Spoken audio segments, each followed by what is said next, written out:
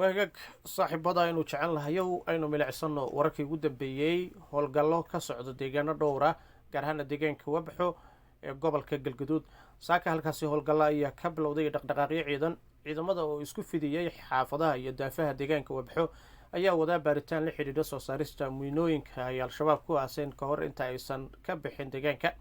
saraakiisha howlgalka hogaaminaysa ayaa sheegay inay ka go-an tahay in deegaamada kale ee hoostaga degmada ceelbuur oo ka tirsan deegaanada al-shabaab muddo ka badan 10 sano ay maamulayeen in gebi ahaanba howlgallo nadiifin ay ka sameeyaan. howlgalladan oo toddobaadkan ka bilowday gobolka gedo ayaa waxaa horkacayay xildhibaan maxamed abukar jacfar oo ka tirsan xildhibaanada golaha shacabka, waxaana warbaahinta u sheegay in dagaalada ay la galeen al-shabaab ay xubno badan uga dileen. dhinaca kale gudoomiyaha gobolka shabeellaha dhexe axmed meyre makaraan, maamulka degmada ragga ceele xildhibaan cabdiraxmaan gacal iyo konreel masdile ayaa gaaray deegaanka bakajeex ee gobolka shabeellaha dhexe. gudoomiyaha ay mas-uuliyiinta la socotay ee waxa ay soo dhoweyn ballaaran u sameeyeen dadka deegaanka iyagoo sheegay inay diyaar u yihiin la dagaalanka al-shabaab. gudoomiyaha gobolka shabeellaha dhexe axmed meyre makaraan iyo mas-uuliyiin la socday ayaa waxa ay kormeer ku mareen wadooyinka deegaanka bakajeex iyo suuqa deegaanka.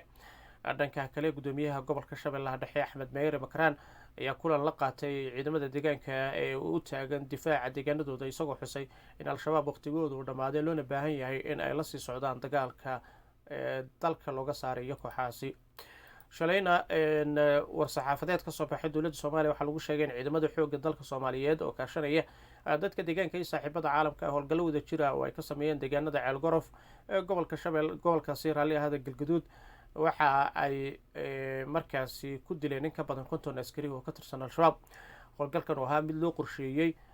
hore loosii qorsheeyey ayaa lagu burburiyey saldhig ay kooxahaasi ku lahaayeen deegaanka ceelgorof, waxaana ciidanka qaranka iyo dadka deegaanka ay soo ururiyeen 31 ka mid a meedadka kooxdaasi. dhinaca kale howlgalka qorsheysan oo ay iska kaashanayeen ciidanka hay-adda sirdoonka iyo nabad sugidda qaranka iyo saaxiibada caalamka oo ka dhacay beeraha aagga geeshaan ee deegaanka basra ee gobolka shabeellaha hoose ayaa lagu dilay 47 ka tirsan al-shabaab.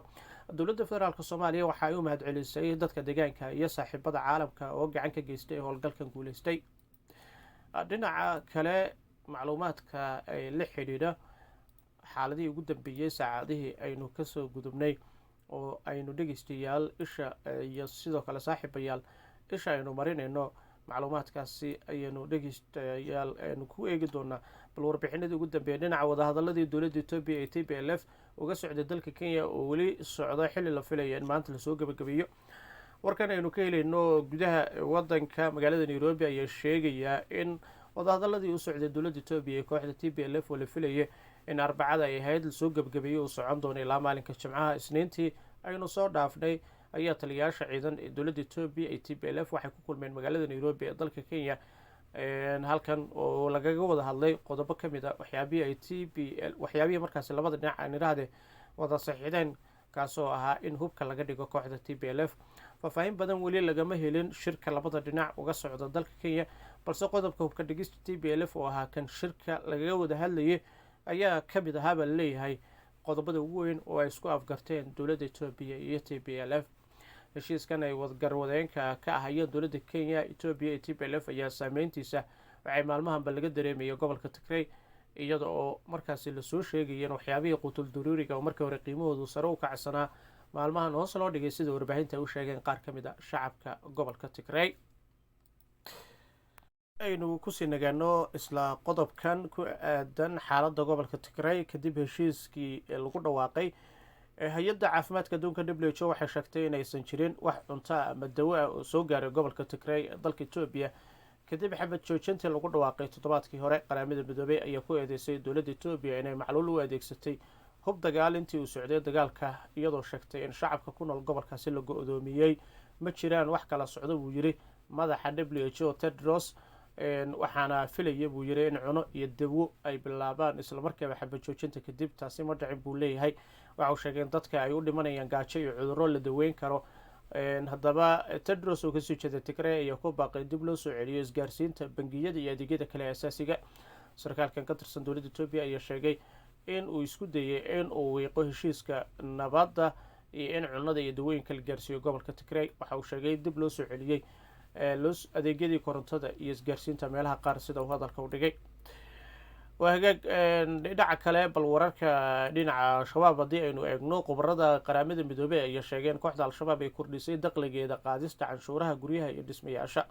warbixin cusub oo la shaaciyey bishan ay khubarada qaramada midoobey ku sheegeen in kooxda ay raadinayso lacag dheeraada si ay u siiso dagaalyaanadeeda lacag dhan 1 milyan oo dollar bishiiba warbixintan ayaa lagu sheegay in inkasta oo dowladda soomaaliya xayiraad ay kusoo rogtay akoono al-shabaab ay ku lahaayeen bangiyada maxalliga haddana kooxdu ay weli awoodo in ay lacagaha u xawilaan bangiyada maxalliga iyo kuwa dibadda haweeney soomaaliyeed oo magaceeda sababo amni u diiday in lasoo xigto ayaa sheegtay in kooxda al-shabaab ay ka dalbadeen inay bixiso lacag dhan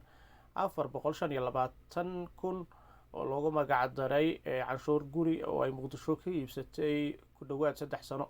cabdisalaam guuleed taliya ku-xigeenkii hore ee sirdoonka soomaaliya islamarkaana asaasihii shirkadda amniga ee eagle range service ayaa sheegay in jarista dhaqaalaha kooxdan ay furo u tahay in lagu guuleysto dagaalka lagula jiro kooxdan waxa uu sheegay inaanu shaki ku jirin in kooxdan ay ka helaan dhaqaale xoogan oo kasoo gala canshuuraha ay ku leeyihiin caasimadda iyo dekada loona baahan yahay in dowladda ay qorsheyso wax ka qabashadooda guuleed waxa uu sheegay in dowladdu ay u baahan tahay kalsoonida shacabka sababta waxa uu sheegay in dadku ogyihiin halka al-shabaab ay dhaqaalahaan kasoo galaan iyo shirkadaha taageero si kastaba haatee waxaa dhowaan dowladda mareykanka ay cunaqabateyn kusoo rogtay ganacsato iyo dad markaasi xiriir uu kala dhexeeyay kooxdan iyadoona sidoo kale digniin adag u dirtay qaar ka mid a dadka la macaamilo kooxahan amni darada ka geysanaya gudaha soomaaliya iyo qeybo ka mid a caalamka waa hagaag qeybihii ugu dambeeyey ayaynu kusii wajahannahay saaxiibada aynu jecelnahayow bal qodob ayaynu imika kusoo koobeynaa oo isla amuuraha caalamka ka mid ah oo aynu eegi doono haddii rabbi raali ka noqdo haddaba iiraan oo digniin adag u dirtay boqortooyada sacuudiga haddaba wasiirka sirdoonka iiraan ayaa u sheegay arbacadii in waddanka ay xifaaltamaan ee sacuudi carabiya aanu sii jiri doonin damaanad qaadka tehraan ee ku aadan samirkeeda istaraatiijiyadeed sida ay sheegtay wakaaladda wararka efas ilaa hadda iiraan waxay qaadatay dulqaad istaraatiijiyadeed oo macquul ah laakiin ma damaanad qaadi karto inaysan dhammaaneyn haddii colaadu sii socoto ay qortay fas oo soo xiganaysa ismail khatiib wasiirka sirdoonka iiraan haddii iiraan ay goonsato inay ka argoosato ay ciqaabto daaraha dhalooyinka ayaa dumi doonaa dalalkan ma heli doonaan xasilooni dambe buu yiri